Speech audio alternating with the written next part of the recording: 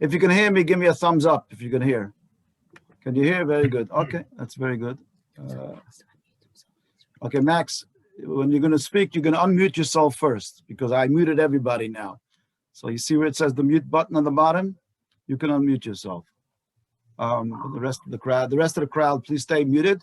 At the end, we're going to give everybody an opportunity. If you want to ask some questions, you're welcome to identify yourself and to ask some good questions. And Max was kindly agreed to answer all the questions. So we're going to start off. It's a very special week to have this program. This is our the Resilience series at Chabad Markham, and resilience indeed. And it's very appropriate that we have this program on the week of Purim. This week is Purim, and it's also the past Shabbos was Shabbos Zachor, Shabbos of remembrance. So it's quite appropriate that we have someone who's coming to tell us what he remembers and to remind us not to forget ever, to never to forget that we have this program on the week of Shabbos Zachor. That's one thing that's special about this week. Another aspect of this week is many people, don't know much about the connection of Chabad to the Holocaust. Because most of the Chabadniks were Russians, they weren't from Poland or Hungary. So a lot of them were spared some of the aspects of the Holocaust, although they had a lot of other challenges in communist Russia with Stalin, etc.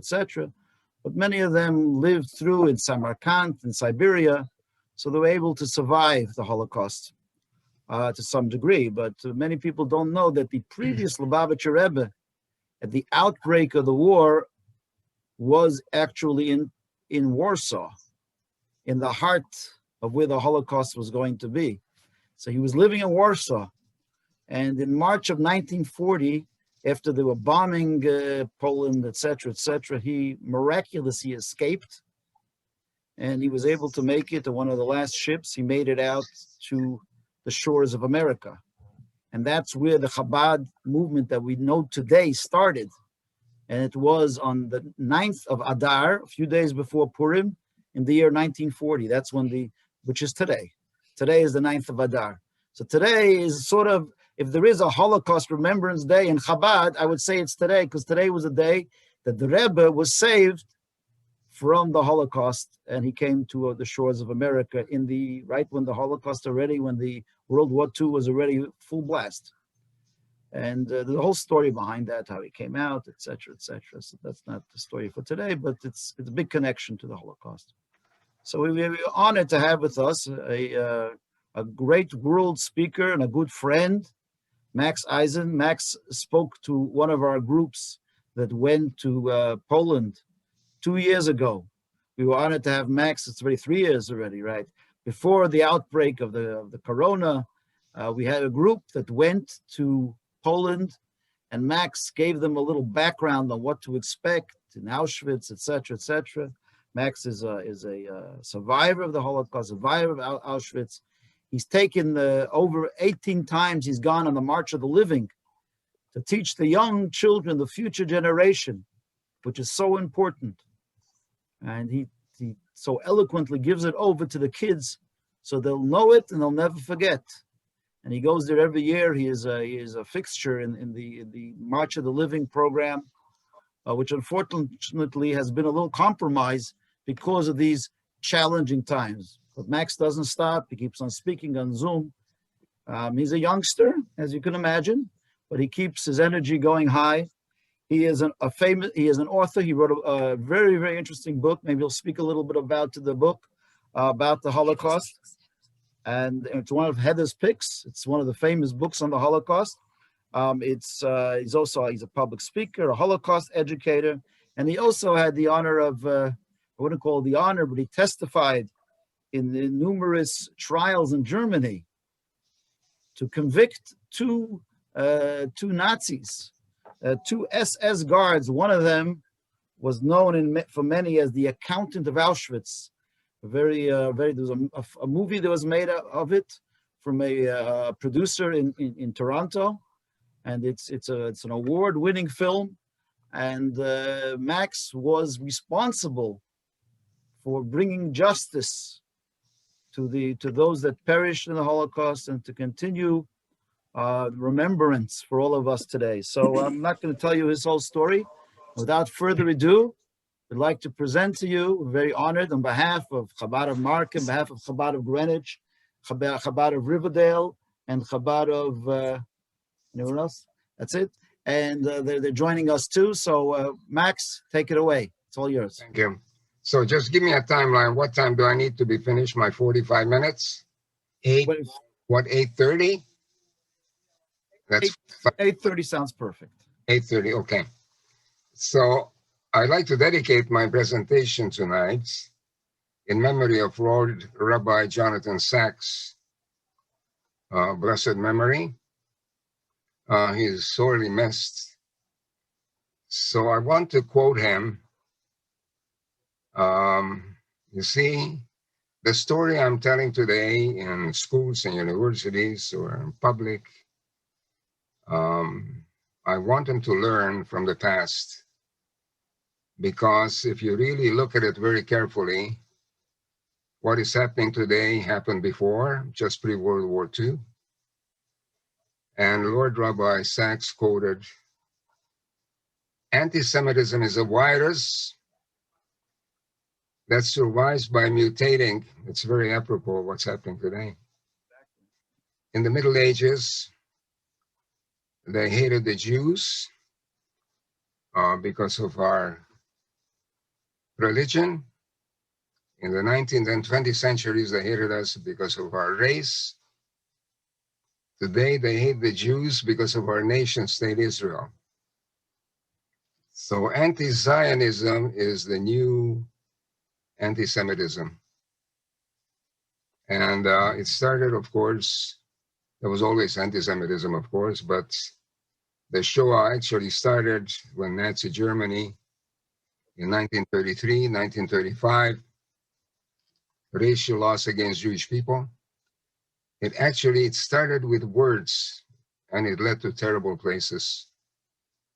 You see, words are very powerful, and they take on a lot of power. Once you open this box, it's very difficult to close it. And I've been a speaker for 31 years. In 1949, and I cannot believe today this terrible anti-Semitism that is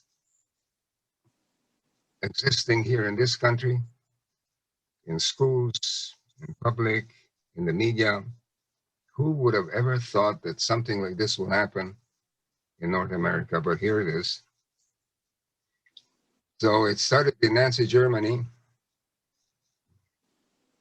Nazi Germany had an ideology, which was a supremacist ideology. Anyone with racial features, religious beliefs, who did not fit in the mold of the master race was to be simply eliminated from the face of the world. Of course, Jews were foremost in this group. There were only 500,000 Jews among 60 million people. They came out with racial laws against. If you can remember, you've seen a lot of these pictures. There were thousands of racial laws what Jews can and cannot do. You've probably seen the first item that the Nazis did, the brown shirts of the Nazis, painted on Jewish storefronts on the plate glass windows, "Kauf nicht von Juden," do not buy from Jews. This was the boycott of Jewish stores. Jews could only sit on a park bench that was marked for Jews. They couldn't attend school, university. Jewish teachers, professors couldn't teach in those institutions. This was a terrible boycott. Divestment was they took away their properties, their businesses, without any compensation, their artwork. Sanctions.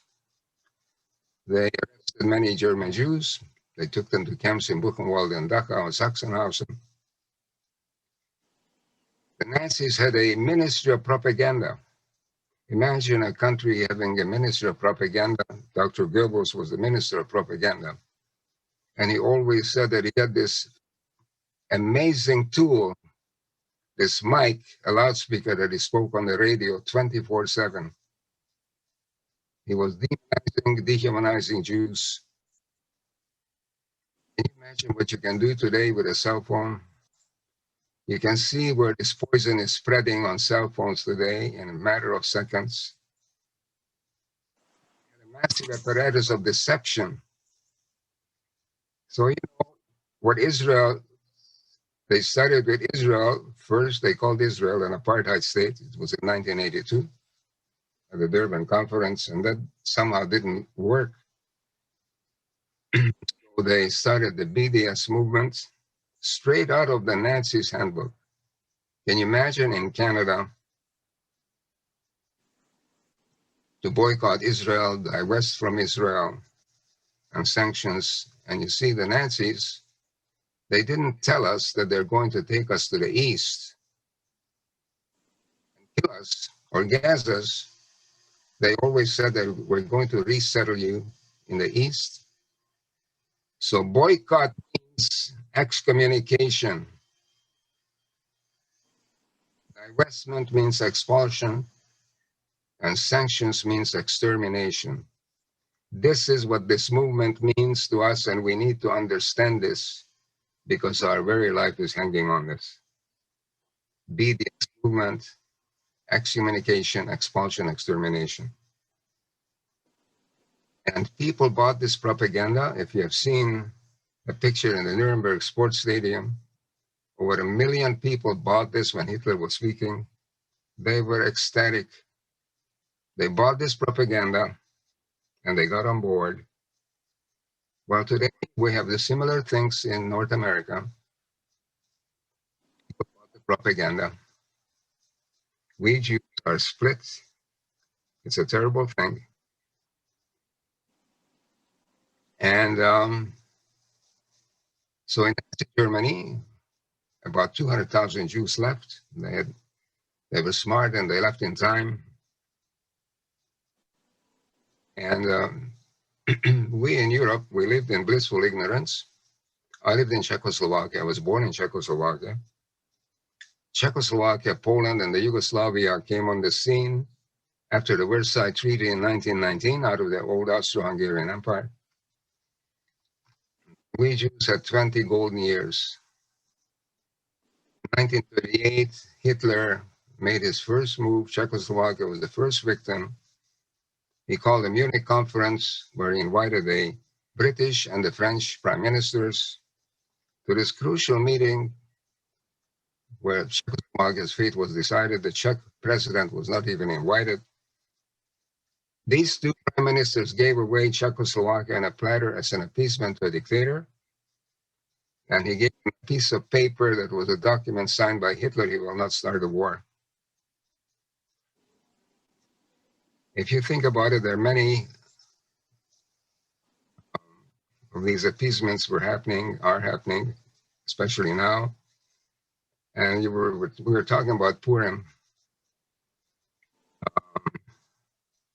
It was a miracle that Esther saved the Jewish people.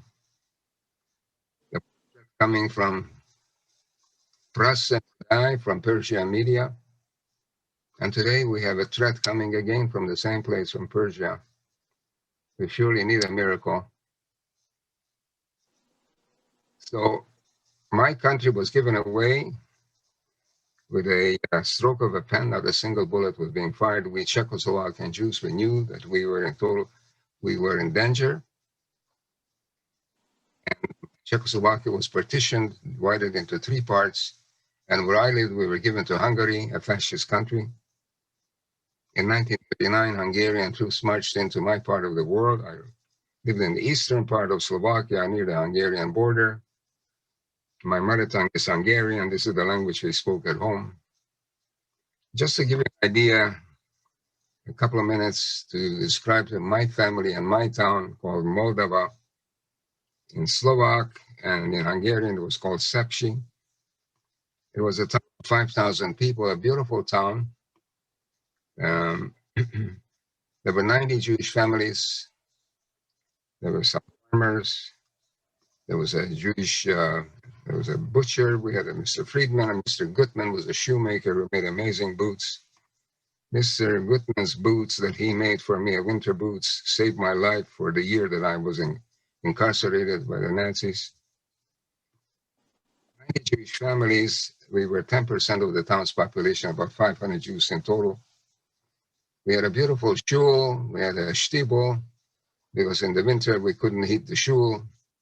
We had a Talmud Torah. We had a rabbi. We had a shochet, who was also the cantor. It was a beautifully functioning town. Jews were, some were storekeepers. My father had a distillery. He was, and he was making slivovitz. You all know what slivovitz is. And he had a drinking place. It was called a cellar. In Hungarian, it was called a pinsa, where public came to have a drink and socialize. My grandfather had a lumber yard on our premises. We had a large property, a big L-shaped house. There were 3 families living in this house. My paternal grandparents, and a daughter, and Bella, who was an invalid. I think she had polio as a child. And my uncle and aunt, they had no children. And my parents, I had 2 younger brothers, Shmilu and Moishi. And my name is Mordecai, but I was called Tibi. My name is Tibor. So eventually I had a baby sister. The Jewish mothers in this town were amazing women. My mother was my guardian angel.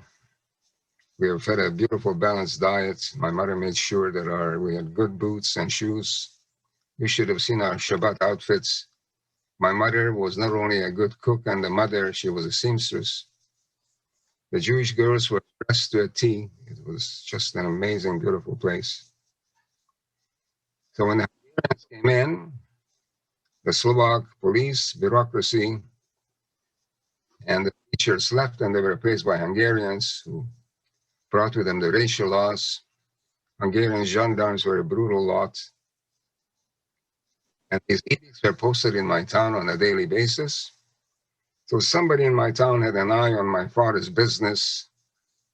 He simply walked into my father's establishment and he said, my father's first name was Zoltan. He says, I want your keys to the drinking place and the distillery, and you're out without any compensation. Other businesses were confiscated who were of some value. My grandfather's lumberyard was not. You see, we started to live in a fascist country. My grandfather and many of his friends in my town, they all fought in the Austro-Hungarian cavalry in the First World War. And they were decorated horsemen. They came from farms. And so they had a little respect for my grandfather. So 41690. So other laws were posted. The Jewish men from 18 to 45 had to report to labor battalions. So the Jewish community was cut down. I remember that first Rosh Hashanah and Yom Kippur, I went to shul with my grandfather. All the heads, the fathers were gone. That's the first time that I saw my grandfather shed tears. My grandfather was an amazing man. He was truly my role model. My father was a businessman. He was a very strict man. But whatever I know, my grandfather taught me work skills, life skills. I worked with him in the lumberyard. He took me to the forest to buy sections of trees. I was not a good student. My younger brother, Shmilu, he was a genius. Everybody in town knew that he would be something exceptional. So when I look back and all these members of my family, and I had my maternal side of the family, when the partition happened, my maternal family, the larger part of my family, were stuck in Slovakia, a fascist country under Dr. Joseph Tiso. Never saw them after 1938. And in 1942, Slovakia was the first country that deported their Jews. the Jewish citizens, and my entire maternal family. We received a telegram one day in 1942 that the Friedman family were gone. We were destroyed. My mother was destroyed. Her mother, her siblings, brothers, sisters, nieces, and nephews, they all disappeared from the face of the world. 1942. You know, in 1942 in Hungary, we didn't know what was going on in occupied Poland, just across the Carpathian Mountains. So a few months after they disappeared, we received a postcard. It had a German eagle on it, and the stamp said Lublin District. The message was that we, the Friedman family, we are all here together. We are working on farms. We are awaiting your arrival. And 12 other families received similar cards. See, my mother, since we were separated and her family was in Slovakia, she was now called an alien in Hungary, you see. So this was part of the deception that the Nazis used. So, you know, in 1939, when the war broke out, Poland was attacked. Polish Jews were put into ghettos. In Hungary, we were not in ghettos. Some Jews probably in late 1944 in Budapest, because the Jews from all the provinces were all shipped out. And in 1943, my Aunt Bella passed away. And this was the first member of my family that I saw that died, and the body was prepared in our house. They made a casket from my grandfather's lumberyard, and she was buried in the cemetery. And I don't know whether she had a matzeva or not. I can't remember. But she was the only one that was buried in a cemetery. The rest of them, about 80 people, both my maternal and paternal family, were murdered. My maternal family from Slovakia were taken to Majdanek, where they were all gassed. And my mother had a helper whose name was Anna. She came to live with us when I was born in 1929. Jews were not allowed to have non-Jewish people working for them, and she didn't want to leave. 2 gendarmes simply came in and removed her forcibly. And so my father was away for almost 3 years in the labor battalion. Once a year, they gave him about a week to come home. They were down south in occupied Yugoslavia. It was called Bajka. I think it's Slovenia today. So this is what was happening to Jews. Systematically, we were taken away. Although we lived in this big house, you know, we had chickens, geese, and ducks. We had ample food right up to the end. So Aunt Bella died in 43. My mother gave birth to a little girl in 43 in August. And, you know, that was not a good time for a Jewish mother and a Jewish baby to be born. Truly, the women bore the brunt of this whole situation. There was a 14-year difference between my baby sister and myself. And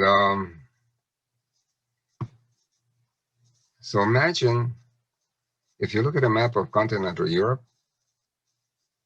there are thousands of locomotives pulling tens of thousands of cattle cars from all over continental Europe, and they're all moving to the east, to occupied Poland, to the death camps, trains from Brussels, Berlin, Bratislava, Budapest, Bucharest, Paris, Rome, all the way to Saloniki. Hundreds of thousands of cattle cars, millions of Jews. Not a single sabotage happened anywhere in continental Europe to stop one single train, not a one. So we celebrated Pesach. We were a traditional Orthodox family. I remember my grandfather and I, we brought the Pesach dishes down from the attic.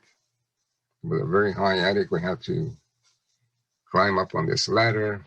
It was a built-in ladder. Everything was washed. All the clothes were brought out. My mother made all these wonderful dishes.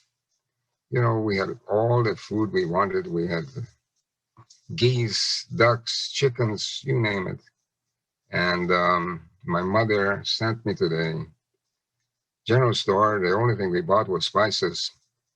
For Pesach, she sent me to buy coffee beans, and she roasted these coffee beans.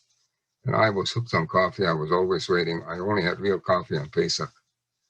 I couldn't wait for that breakfast, the first breakfast on Pesach, with real coffee and matzah and sugar. So we sat down to the Seder. My father and uncle were home. The entire family, all in their finery. The baby was in a crib, and my two younger brothers has the Manishtana. And we retired about 12 o'clock. And in between, prior to that, we had to start to wear a yellow star. We Jewish kids were made in the back row of the classroom. The Hungarian teachers were terrible Jew haters. We were segregated in the classroom. We had to sit in the back row of the classroom. And then when we put on the yellow star, every morning there was a big fight in the schoolyard. We were totally outnumbered, almost 10, 12 to 1. And we had to fight our way through. And, you know, you couldn't ask your mother or grandfather to come and help you. You know, you had to find your own way through this tsuris, you know, to go to school. I was 12.5 years old. We Jewish kids were thrown out of school. So my mother, in her wisdom, she took me away to the capital city, Kasha. She knew some people there, and I became an apprentice working in a fur shop. My grandfather taught me work skills, life skills. Whatever I did with him in the lumberyard, he always said that no matter what you're going to do in life, you've got to be the best at it. Can you imagine on a market day, we had a huge yard. Farmers come in with their horse and buggies, bringing goods to sell on the market, and they parked in our yard. 10 wagons with horses tied, and they left behind a lot of manure, and I had to clean this. And so I thank him. I think my grandfather and these other people, my two uncles on my mother's side, they had a big farm. They taught me skills. They sort of gave me a map to travel by. So we retired about 12 o'clock. The Seder was finished. And we were out in the yard. It was a beautiful, balmy night. As I said, we had a large property. We had a huge orchard with hundreds of fruit trees, plum trees. We made amazing plum jam. And our property was a gated community, a gated property. We had a big gate and a big fence all around the property, and we had a big guardian, Alsatian, whose name was Farkas, in Hungarian means a wolf. He guarded our property. And my grandfather and uncle and my father were talking, and they said, my grandfather said, if we manage to survive another 4 to 5 months, we are going to be liberated by the Red Army. We were that close. And early morning, Farkas was barking his head off, and there was a big crash. They knocked in our gates to our property, and seconds later, 2 gendarmes kicked in our door to our bedroom, and they were yelling and screaming, you have 5 minutes to pack a bundle. We're taking you away. If you have any money or jewelry, hand it over. Because where you're going to have no need of this. It was truly a rude awakening. And my mother and my father, they went into action right away. My mother grabbed the baby, her arm. And I wonder what she was thinking. I never had a chance to ask her. She told us to put on layers of clothing. My father said, put on your winter boots that Mr. Gutman made, and those boots saved my life. See, my father knew from the labor battalions that you need to have good boots. And he went into the quarters of my grandparents. My grandfather was 77 years old. He was a strong man. My grandmother was 75. My father was 42. My mother was 40.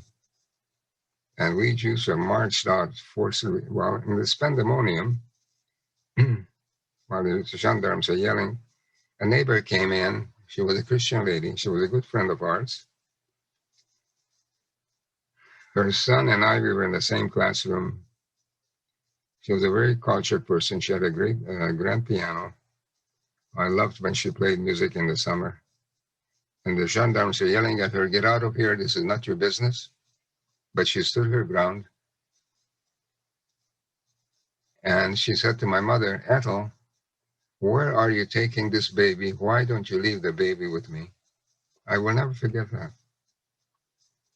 Can you imagine a mother asks such a question? You know, when Polish ghettos were being liquidated, to Treblinka, to Majdanek, wherever, many Polish Jews from the ghettos gave their children to Christian families and they survived. And I keep thinking that my mother left her, my little sister, would she have survived? I will never know. We were hauled out into a school. 500 Jews were put into the second night of Pesach. We spent the second Seder. There was no Seder anymore. Very confused and very terribly uncomfortable. 250 Jews per room. Can you imagine? 250 Jews, babies, old. And we were guarded by Hungarian gendarmes. Next morning, 500 Jews were assembled in the schoolyard. And the Rabbi Friedman, was an elderly gentleman with a long white beard. He was made to walk in front of the column. Here is this rabbi leading his flock out on an exodus that we didn't know what hit us. People were spitting at us, yelling at us. This was our exodus. So after 1944, well, 1944, Pesach was the last Pesach that my family set 600,000, never to be repeated again. A year later, from the 500 Jews, less than 20 came back. There was only Mrs. Rosenberg with her 2 teenage daughters. Her son, who was with me in my class, he didn't come back. So from 500 to less than 20, we're put on a train and we arrived in a brickyard in Kasha. 30,000 Hungarian Jews were collected in the brickyard in Kasha. I think it was the biggest brickyard and concentration point for Hungarian Jews, not far from main railway stations, and we lived about 3 weeks in this terrible brickyard with red dust. Can you imagine? Mothers couldn't feed their babies. They had no milk. They were given a measly ladle of soup, food that we brought us dwindled away. And then the second week, SS officer came and he spoke to us. He gave us this propaganda. And you know, propaganda works like this. People tell you a lie, and the more often they repeat it, you start to believe it. And living in this terrible brickyard, we couldn't wait to get out of there. He said, "You're going to be resettled in the East. You will be working on farms, and your families will be together." And he did this for about 6 or 7 days. We couldn't wait to get to this wonderful place. And I was thinking of this postcard that arrived, my maternal family from Slovakia in 1942. It said the same thing. We, the Friedman family, we're all here together. And I kept thinking that I will meet up with my beautiful cousins, 2 of them in particular, 2 sisters that were older than I, Edith and Lily. And we just walked into these cattle cars, and suddenly military police arrived, and the doors were locked and bolted down, and we were off. Several days locked in. Can you imagine? You can write a book of what it's like to be living with 100-some-odd people. Terrible. Initially, they gave us a pail of water and a pail for the toilet. It was terrible. I couldn't see my mother because we were stuck standing up I couldn't see my two younger brothers. They were stuck between taller people. Finally, the train came to a stop, and I knew that we had finally arrived. Nothing could be worse than what I just experienced. The door opened. A man with a striped cap and a jacket was yelling, "Raus schnell," out fast. I didn't know how come that these people who wear striped outfits, they must have done something bad. We haven't done anything bad. Why am I being yelled at by people? And we were on this platform. It was all lit up, middle of the night. Terrible smell in the air of burning. The smell of burning flesh was reminding me of, we lived in a rural area, and there was a blacksmith who was putting shoes on the horses, and usually those horseshoes are very hot, and when they put it on the hooves of the horses, it burns their hooves so it fits, and this is the smell I was smelling.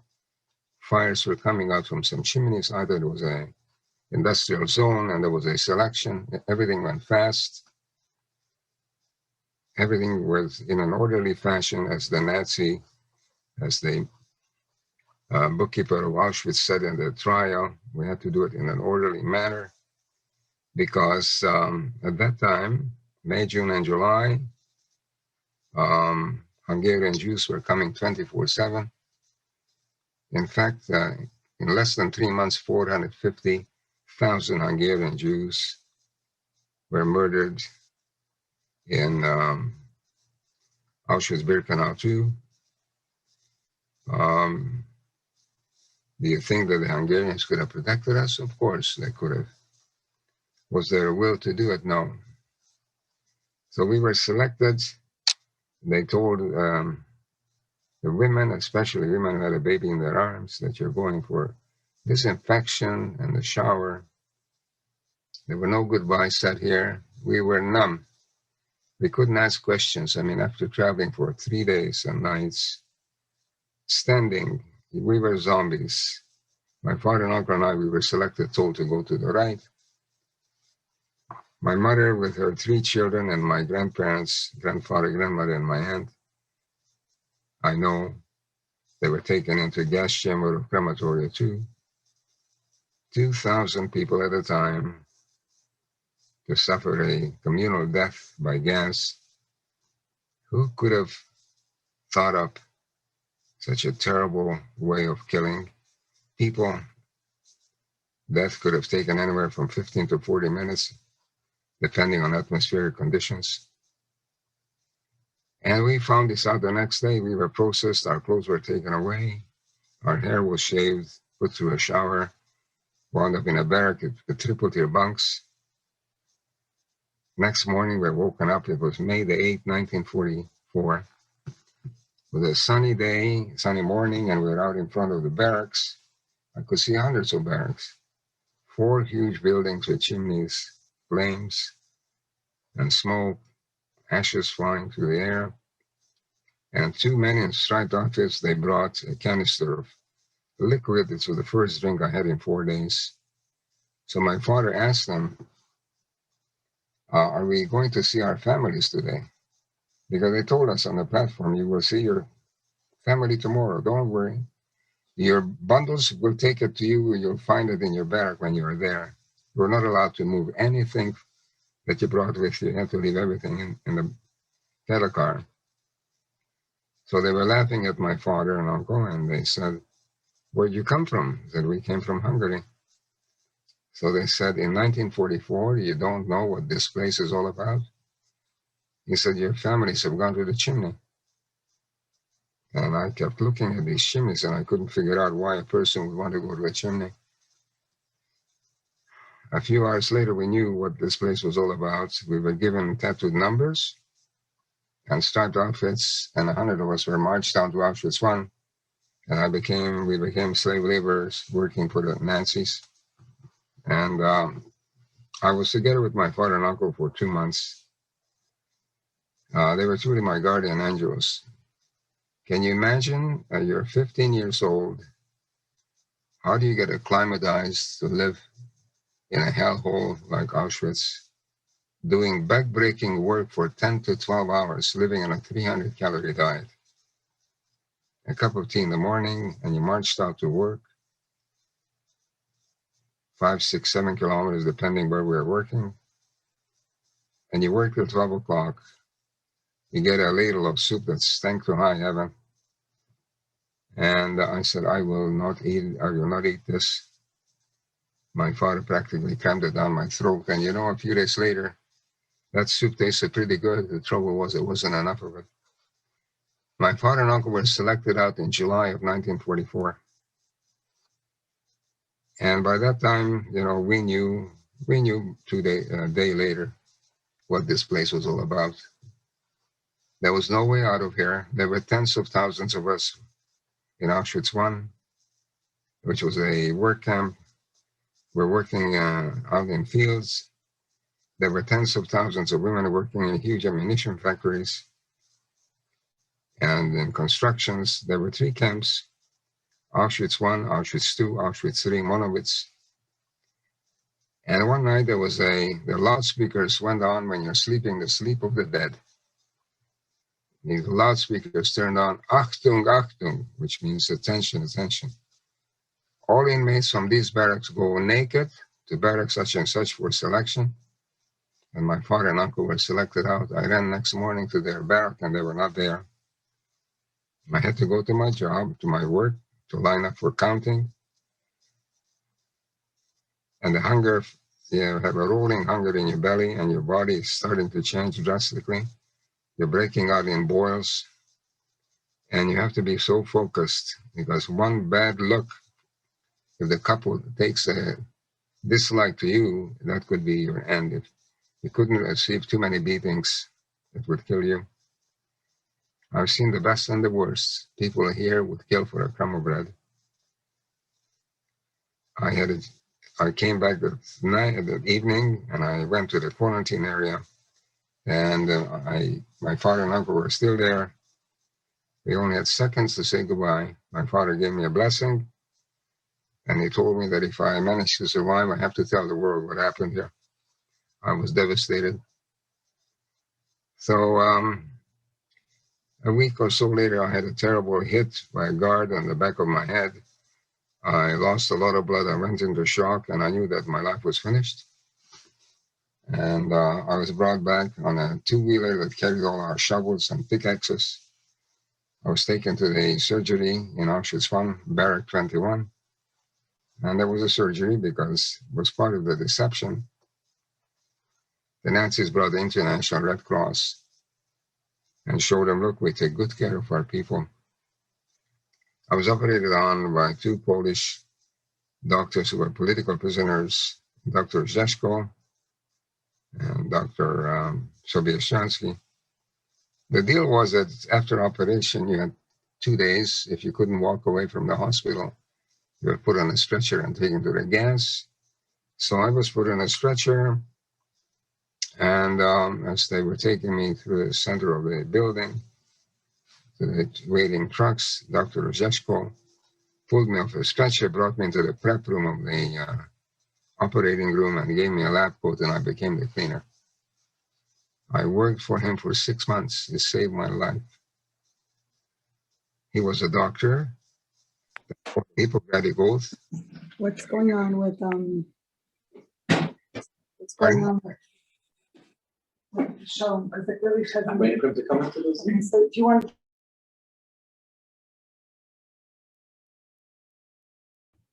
Max, you have to unmute yourself, Max. Max, you got muted by mistake. Can you unmute yourself? Oh, good. Very good. Okay. Okay. All right. So he saved my life. January the 12th, 1945, I, with about 20,000 other inmates, we were taken on a death march.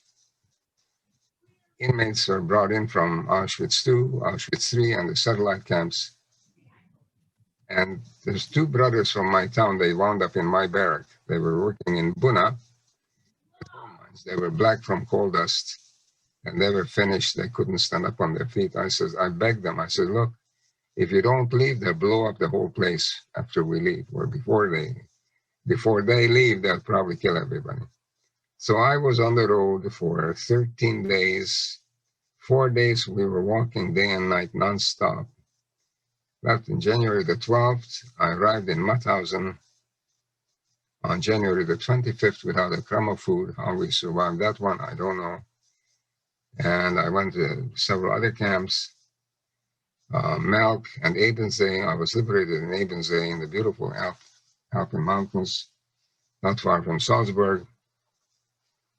I arrived there in April, the beginning of April 45. There was no more work to be done. We knew that the German Reich was finished.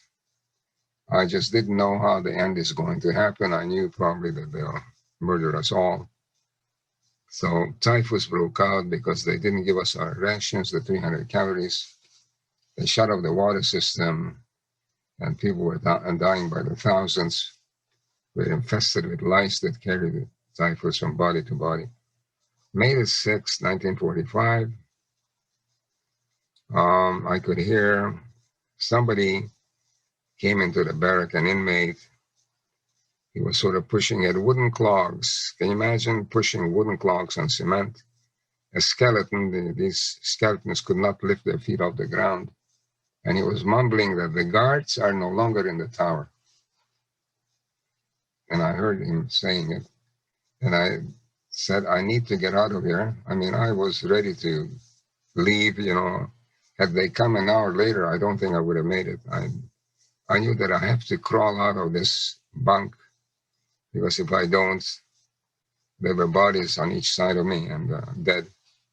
I crawled out over cadavers, and I was looking at the gate, and there was no SS guards. Suddenly the gate came flying in, and the big tank was coming through. It had a white star on it, and there were black soldiers sitting on the turret. I will never forget their eyes. They were in total shock what they were looking at.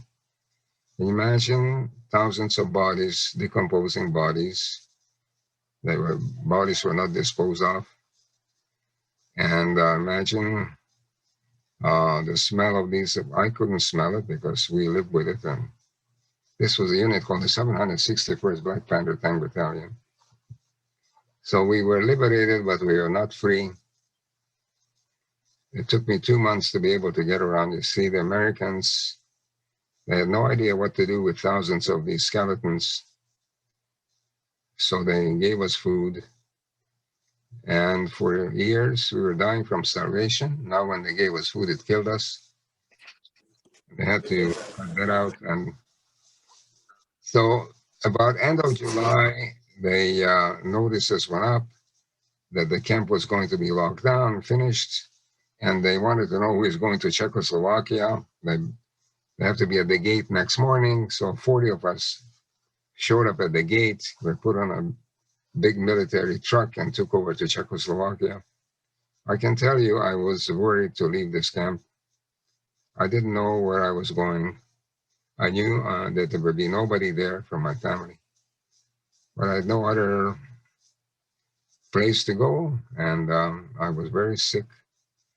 And it took me weeks to get home because everything was destroyed in Czechoslovakia, railways, bridges. And the last few kilometers, a farmer gave me a lift, and I walked about 2 kilometers. I could see the house. A year before, it was a busy place. 3 families were living there. It was a working house. My chickens, geese, ducks, dogs, and everything.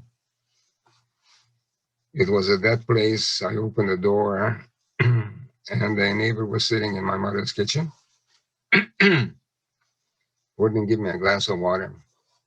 You see, when we were taken away from our home on Passover, on the second morning of Passover, while we were sealed off in town, every single Jewish home was ransacked to the bare walls. The synagogue, the shul, was desecrated. The Siddurim and the Talmudic books were burned in a fire. The Torah scrolls were taken out of the ark and cut into ribbons and worse. This is what this lady, Ila Klinka, told me. So how do you pick up the pieces? And I'm so sick. And this lady, Ileklinka, she realized she had to get me to a hospital. She gave me a bath. I was in terrible, terrible shape. I cannot describe to you. If you read my book, you'll see what I was wearing. You know, I felt like I was a pariah when I got off the train in Košice, the beautiful park. I was so sick, and I just wanted to sit in this park under this beautiful tree. I was so filthy. I had a Hitler Youth shirt, corduroy breeches that I had to cut off because I couldn't put my feet in there. I was full of water, and I didn't know what I'm going to do. I knew that we had this relative who I lived with when I was working in a fur shop when I was an apprentice. So I finally got up I decided that I'm going to go, and people gave me a wide, you know, when they look at somebody who's filthy, and it's a terrible feeling, you know. And I wound up in a hospital. And eventually, I wound up in a yeshiva, an orphanage in Marienbad, which is a beautiful, world-famous spa outside Prague. And I was there for 3 years.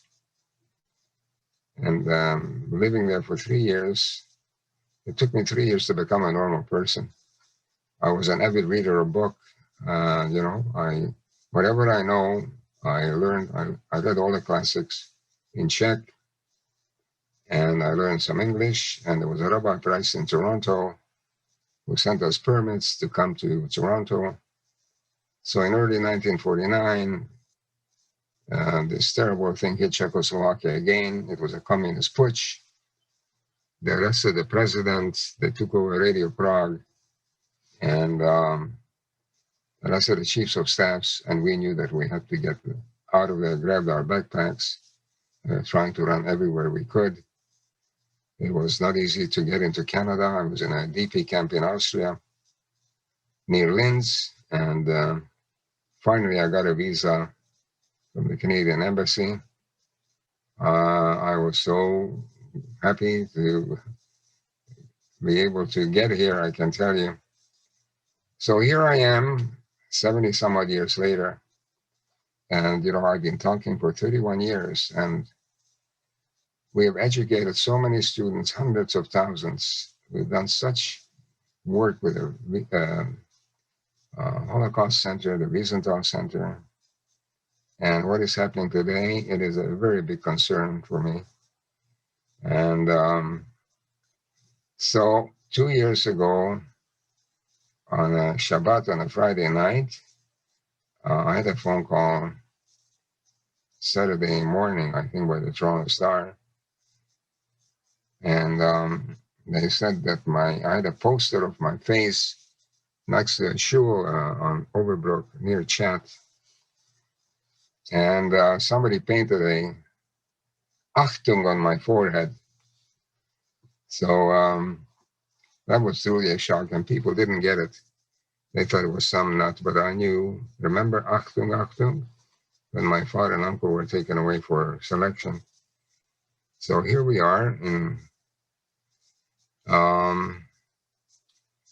Canada, and we need to, we have a lot of problems. We need to, what's happening to our kids when they leave grade 12 and they enter university. They're facing very difficult times, and we need to understand where we are.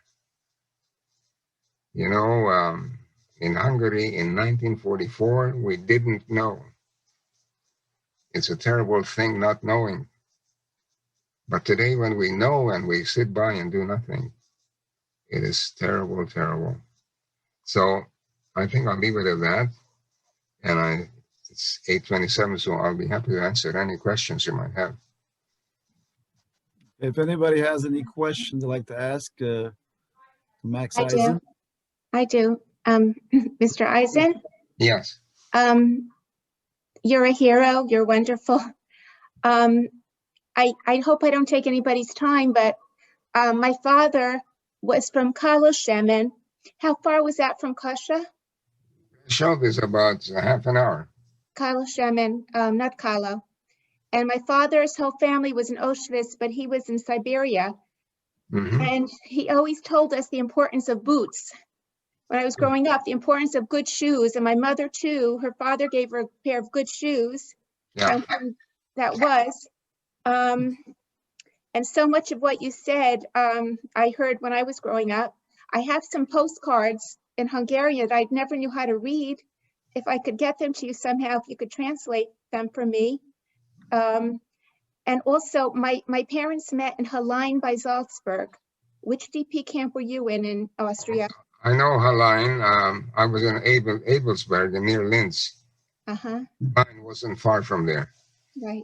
I heard about Hallein. I wasn't there, but no, I'll be happy to. I didn't talk about women in the camps. I can tell you that women had it a million times harder than men. I've seen women that came on a Hungarian transport. Their hair was shaved, their head was shaved. This was about a week or two after, and they were, some of them came in sandals. Can you imagine wearing sandals and trying to build a road? It was rocks, and they were pulling a huge cement roller. About 20 women were harnessed in with ropes. And they were guided by SS women with whips. And they were beating them. Verfluchte Juden, damn Jews, keep pulling. And they were beating them. Those rocks were full of blood. They had no shoes. You see, once your shoes were gone, you'd receive a pair of wooden clogs. Try to walk in those wooden clogs. It was a piece of 2x4. You know, women were truly the heroines in the camps. They did amazing things. Women formed support groups. They were called Lagerschwester, to help each other. This did not happen in the men's camp. You know, there were 4 young Jewish girls, 2 Polish and 2 Slovakian, Union Ammunition Works. And they blew up, not them, but the Sonderkommando who worked in the gas chambers. They blew up one of the crematoria. And the Nazis, they started to track where this ammunition came from. And every ammunition had its own DNA. So they got the answer that it came from Union Ammunition Works. And they were tortured. And they were brought to Block 11 in Auschwitz I. It was a punishment block. And I remember January the 6th, 1945, thousands of us were driven out from our barrack, and we had to watch these 4 girls were being hanged in Auschwitz I. And they stood, they were black and blue, their hands were tied, standing on the gallows, and they all said, Chazak ve'amatz. This was their warning to us. It was a terrible thing. I will never forget that. Chazak ve'amatz means be strong and of good courage. They were trying to tell us. This was bravery, par none. I'll never forget that. And there are amazing women who did amazing things. If you can read up about it, Dr. Gisela Pearl, she did amazing things. She saved women's, mothers' lives. You need to read my book. You see, you need to get the feel, what it felt like, what it smelled like, the touch and the sound. So I just want to talk a couple of minutes about these 2 SS men. Oscar Gröning was charged being an accessory in the murder of 300,000 Hungarian Jews. And Reinhard Hanning, the following year, was charged being an accessory of 150,000 Hungarian Jews. So Oscar Gröning, he was also called the bookkeeper of Auschwitz. You know what his job was? It was not bookkeeping. You see, Auschwitz was a place they had it laid out in the final solution of the Jewish problem, how they're going to arrest the Jews, transport them to the death camps, take away their bundles, shave the women's hair and bundle it and put it by, women's hair was sent by the ton to the Reich. The clothing was cleaned and sent to the Reich. Everything will be used. Even the ashes will be sold as fertilizer. The gold from the people who were gassed was being knocked out, and the gold was melted down into bricks. And Oscar Gröning was taking the loot 2 or 3 times a week to Berlin to the Reichsbank. So he was asked, he said, I was there, I saw it, I heard it, I smelled it, but I wasn't part of the killing machine. He was 96 years old. He was an SS man who was, I guess, 21 or 22. When I was there, I didn't know him. I don't have to know him. So an SS man was an SS man when he was 21 or when he was 96. Oh, he said he was patrolling the platform where the transports arrived. If you can picture, if you've ever been to Birkenau, you'll see this huge train track, I don't know, 1 kilometer long or maybe more. For Hungarian Jews, they put in 2 extra tracks. There were 3 tracks. He said at times there were 3 transports of Hungarian Jews. And we had to process these transports fast because we could not process 2 transports at a time. So they had to patrol the, when everybody was taken away from the platform, inmates were brought and they had to empty their cattle cars. So in front of 50 cattle cars, there were 50 pounds of goods, bundles that people brought with them. And he says, can you imagine this SS man groaning? He says that we had to patrol because those guys, those people in the striped outfits, those Jews, they were crooks. They were stealing from the bundles. Can you imagine? I'm sitting in court. I wanted to get up and choke him. They were stealing. I mean, you know, you brought up a, you know, stealing is a terrible thing, right? I mean, you mustn't steal. But to kill Jews by the hundreds of thousands, that's okay. He was asked by our lawyer, did a Jew have a chance to get out of here alive? He says, absolutely not. So he received 4 years, and Reinhold Hanning received 4 years. They didn't spend any time in jail. They died in their homes, and was truly an eye-opener. So Reinhold Hanning, you see, when a SS man stopped us in the camp, you had to be stock still and put your heels together, whip off your cap, and look down on the ground. You were not allowed as a Jew. How dare you look into the eyes of the Superman and report. 989 9892, I humbly report. While this Reinhold Hanning, he was sitting in court, I don't know, I think 4 days, he didn't utter a single word. He was looking down. So the judge, German judge, is Anke Gruda, and she gave him a what for. You see, that dog, this Reinhold Hanning, he did not want to look at a Jew 76 years later. You see, that was, anyway, so this is your SS man when you're 21, and you're an SS man at 96. So I think it was important that, you know, they were brought to court. They both said, I wasn't part of the killing machine. And we were able to give our testimony.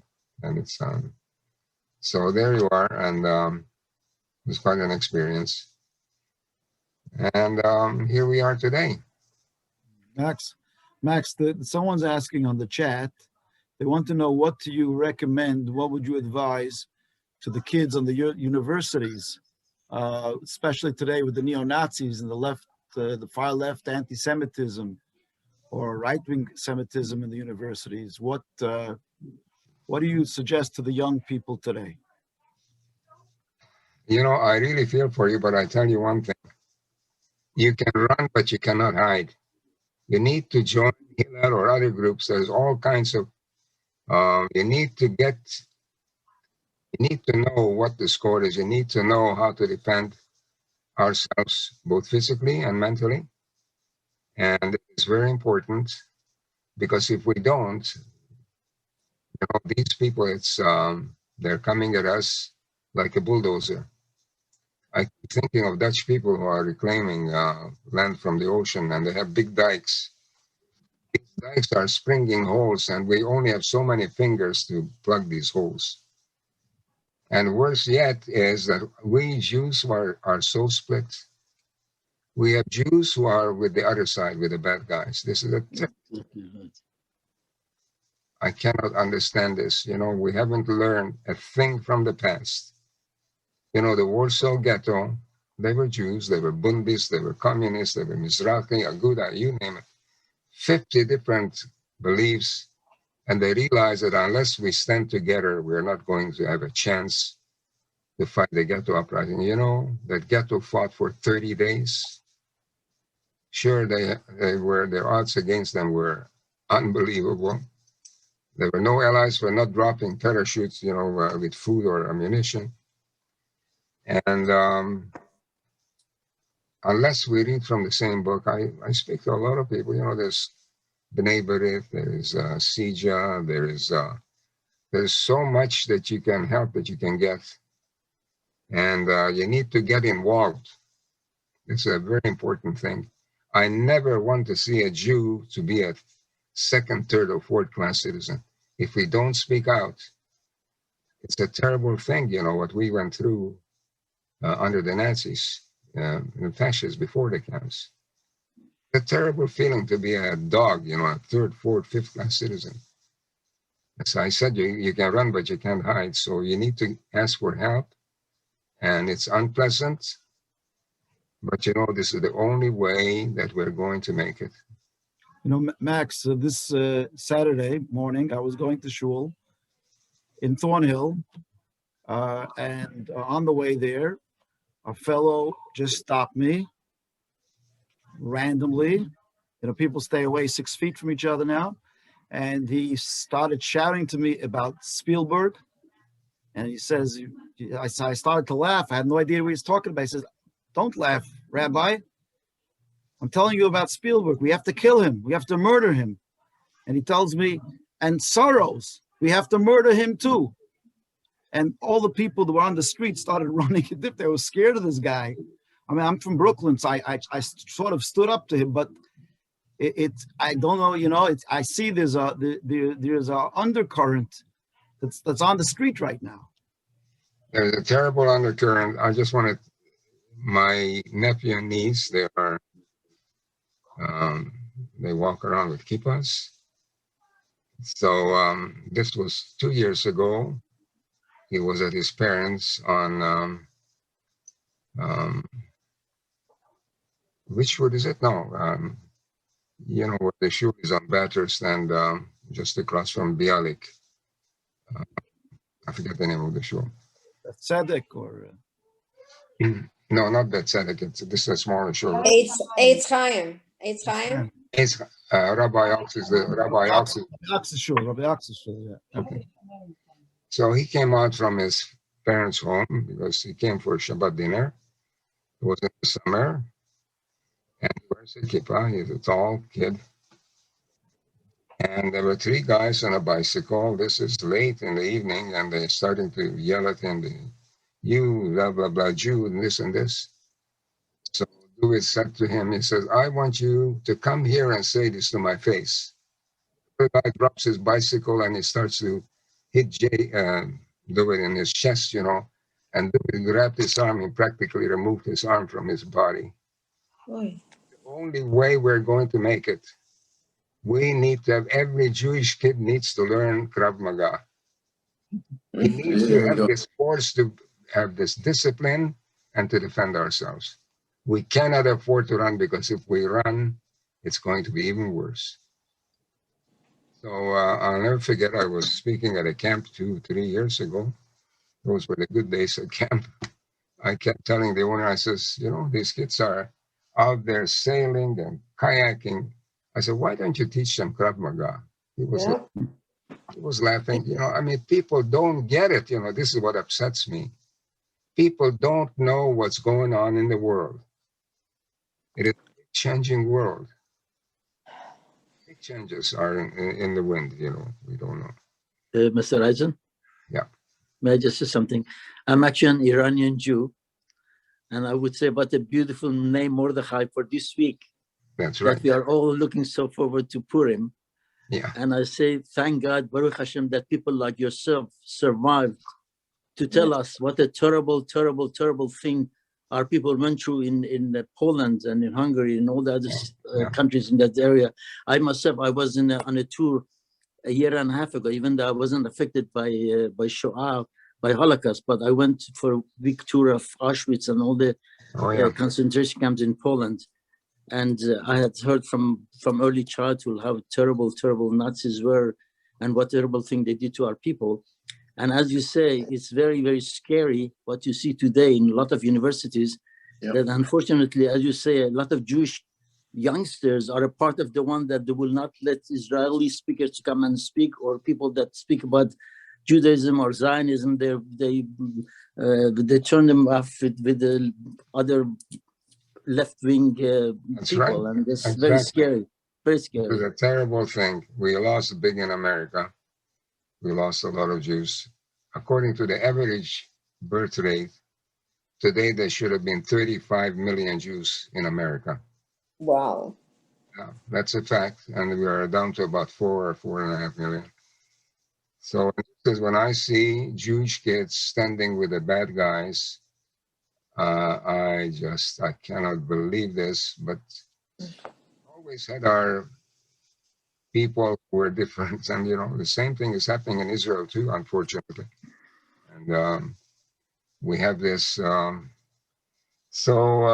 but we shall overcome. We are now lockdowns and all that sort of thing. We need to be focused. This is a time when you can't feel sorry for yourself. You have to be strong, because to survive the camps, you were surviving from second to second, and you had to work with your adrenaline. You were starved, you were filthy, you were beaten, and you had to keep on going.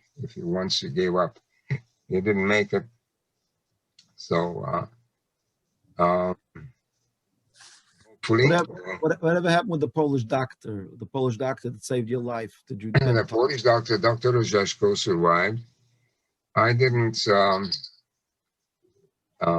We lost track of each other during the death march.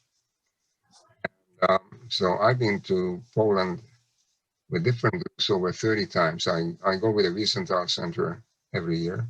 I mean, we did anyway, so to go twice a year. And I tracked down his family. He died. And he was he was in the Polish underground. And he became the Surgeon General for the Polish Army after the war. He was a highly decorated officer. Was he recognized by Yad Vashem?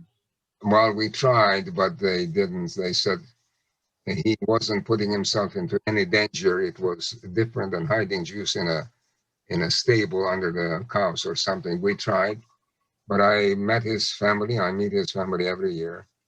They're very prominent people, and he has a son and a daughter and grandchildren and great-grandchildren.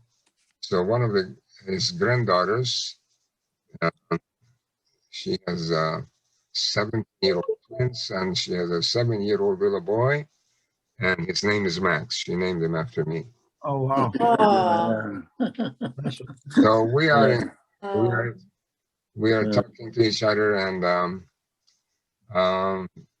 you know, I have to call them up. They want me to have a Zoom with them. So whenever I'm on the march, I see them, And so it's nice. Dr. Zeshko was an amazing man. What he did in under those circumstances, can you imagine? He gave me life, you know, and so there's a lot of respect. Mr. Eisner, can I speak to you for a minute? Yeah, You gave us a wonderful, wonderful book, and I'm very, very grateful for this book. thank you. And you were not promoting it, but I'm not ashamed to promote the book that you wrote for us. As a person that came from the same country as you did, from Czechoslovakia, one day it was Czechoslovakia, one day Hungary. And I wanted to bring on a lighter note. I was born right after the war. And you were writing in your book that during the exchange at your school, you used to throw sponges and used to do many things during the class. In 1950s, we did absolutely the same. We took the sponge and we threw it at the picture of Stalin. Because at that time in Czechoslovakia, we had to have, where the teachers were sitting, we needed to have pictures of Stalin. Oh yeah.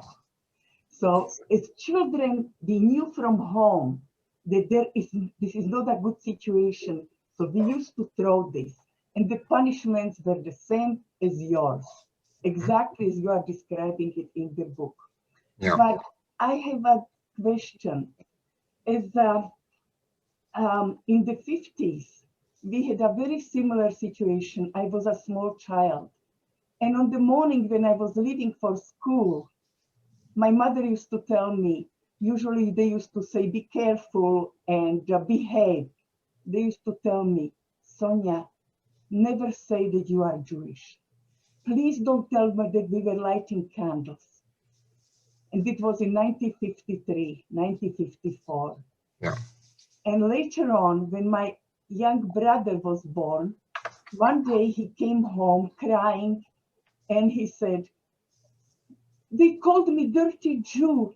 And he was beaten, he was bleeding. He was about 5 years old. He was playing on the playground.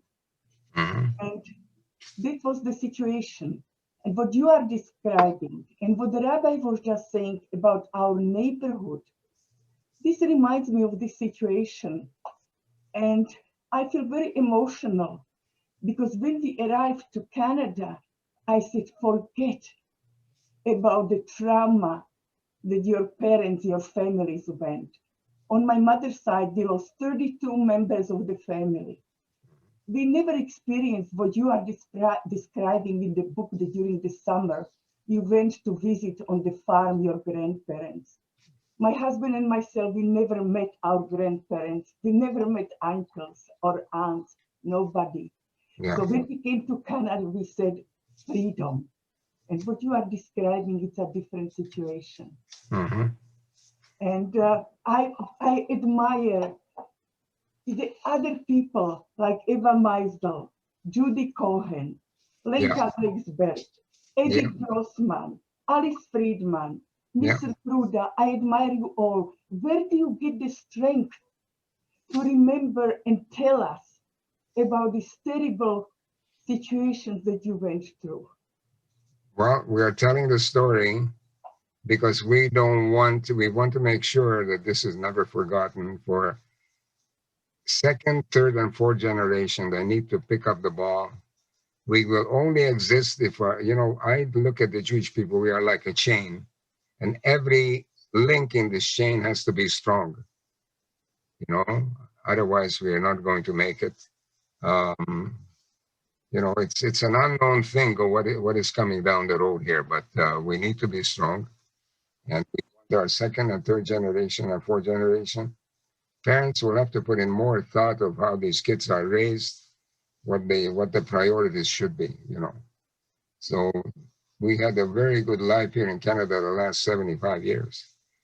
And I'll never forget reading a book by Max I. Dimont, D-I-M-O-N-T.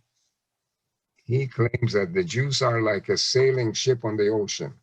Enough ocean. I remember coming over to Canada on a little boat. It was 6,000 ton, and we were in a terrible storm. And we were in the bottom of the boat. The ship was going like this. And I could see big waves. And there was a sailing boat on top of the wave. And all of a sudden, the boat disappeared. He says, the Jewish people are like a boat on top of the wave. And then it disappears for 70 years. And then it comes back and rides the wave again. So we need to be strong. And we need to put a lot of effort into our kids because they are facing a tough time in school and universities. And so that's where it's at. It's family is the most important thing. Hashem should give you and people like yourself many, many more healthy years to be able to tell the stories, to wake up the Amen. people that unfortunately are Okay, asleep. let's have a round of applause for Max. Everyone can unmute. Amen. יישר כוח, יישר כוח. Well, be well. Thank you. Thank you. Thank you very much, Max, for the beautiful talk. Really. Yasher koach, yasher koach. Thank you. Thank you very much. Community. Thank so you. You all have a Chag Purim Sameach. Amen. much. You Chag too. Purim Sameach. You too. Thank you so much. Blessed with health, Max. Thank Yasher you so koach. much. Very much. Incredible work. Okay. You an inspiration. Thank you. Thank you. You're Thank welcome. you. Thank you, Mr. Eisen. You're welcome. Much. Goodbye, man. Thank you. Thank you so much. Bye, all. We'll see you. Take care. Have a Chag Sameach. Happy Purim. Bye-bye.